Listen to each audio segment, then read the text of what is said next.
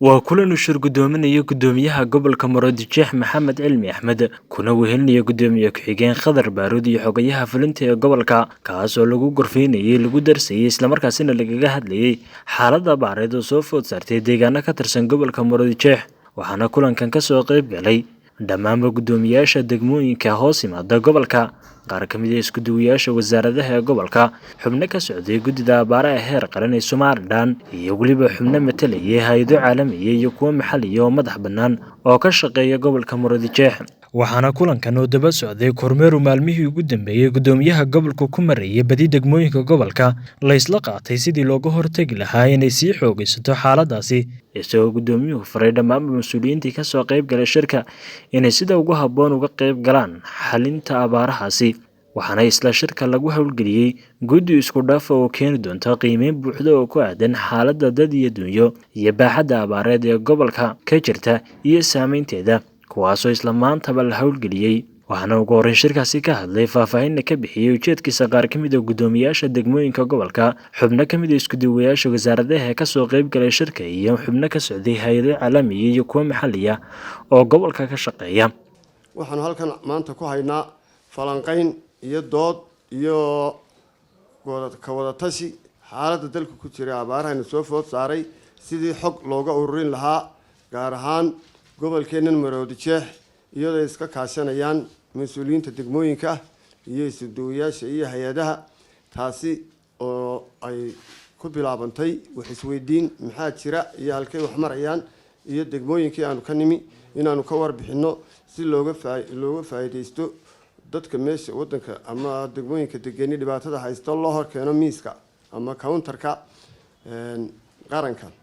sidaa daraadeed waxyaabo badan markii la isweydiiyay baahiyaha jira la isweydiiyay biyo la'aanta laga hadlay calaf la'aanta laga hadlay soo goortada laga hadlay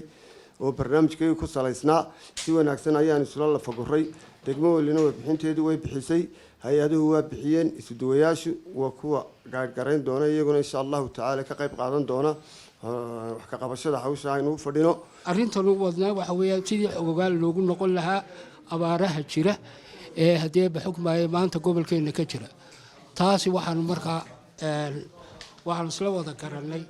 in arrintaasi laga wada howlgalo si daacada iyo si maanta haddii xukmaya firfircooni ah waxaana ilaahay haddii ka baryaynaa in ay noo hagaagto hawshu oo ay noo fududaato insha Allah waxaan rajaynaynaa insha Allah inaan soo sameeyno qiimeyn ku saabsan abaaraha anagoo ah gudida ama xubnaha loo xulay inay soo sameeyaan qiimeynta ee matalaya gudida guud ee abaaraha heer qaran aad iyo aad baan marka hore ugu mahadnaqayaa gudoomiyaha gudoomiye ku-xigeenka iyo xogayaha gobolka iyo dhammaan isduwayaasha iyo gudoomiyaasha degmooyinka halkan fadhiya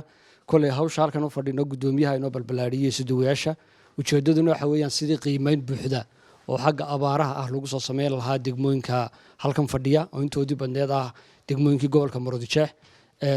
WFP ahaana aanu qayb ka nahay markaa tiimamka u baxaya qiimeynta ee lagu soo sameynayo degmooyinka oo dhan kulley dalku abaartu marayo cidna kama qarsoona in markaa xog lagu markaa go'aan qaadan karayo oo dadkii wax lagu tari karayaan soo ururnaayeen halkan u fadhinaa intaasi ka bacdi gudoomiyaha gobolka Maroodijeex Maxamed Nuur Axmed ayaa ku dheeraaday muhiimadda guud iyo midda gaar ahaaneed ee uu shirkan leeyahay iyo sidoo kale gudida la howlgeliyay howlaha ay qaban doonaan shirkani ahmiyad weyn buu inoo lahaa abaar baa jirta ilaahay naga haye oo waxa weeyna alla roobka inoo daasiye abaartaasina waa bilow degmooyinka qaar baa laga soo sheegay biyo la'aan degmooyinka qaar baa maxaan ku dhahay calaf la'aan oo calafkii xooluhu sii yaraanaya degmooyinka waxa jira degmooyin lagu soo guuray oo ama wadanka jaarkan ee Soomaaliya ha noqdo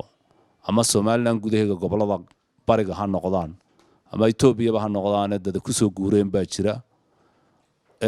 culayska inta leeg ayuu tiimkan u baxaya isku jira hay'adaha iyo wasaaradaha dawladda ee muhiimka oo Nutford ay lead garaynayso waxaana la hubinayaa markan ka hadlo gobol ahaan Maroodijeex baaxadda xagga abaartaas inta ay leegtahay dhinacyada la eegayna waxa ka mid ah biyaha calafka xoolaha dadka hayntooda cuntadii dadku siday tahay deegaanku nooca uu yahay hadda iyo dadka soo guuray awoodooda ama capacity-googa ma qaadi karnaa intee bay leeyihiin dadkaasi xoolahooga iyo dad ahaanba marka la eego maxay u baahan yihiin baahi ahaan xagga caafimaadka iyo xagga cuntada iyo maxaa laga caawin karaa waxa kaloo iyadna meesha ku jira qiimaynta la soo samaynayo in aan diyaar garow samayno oo ka diyaar garowno jilaalkii ilaa 100 hameen baa inoo haray ama 95 hameen ayaa jilaal inoo haray hadduu roobdi waa khatarteeda leedahay marka dawladdu ku talagal wixii ay sameyn lahayd waa inay imika la soo qiimeeyaa marka wax la qiimeeyo wax badan ogaan doonaa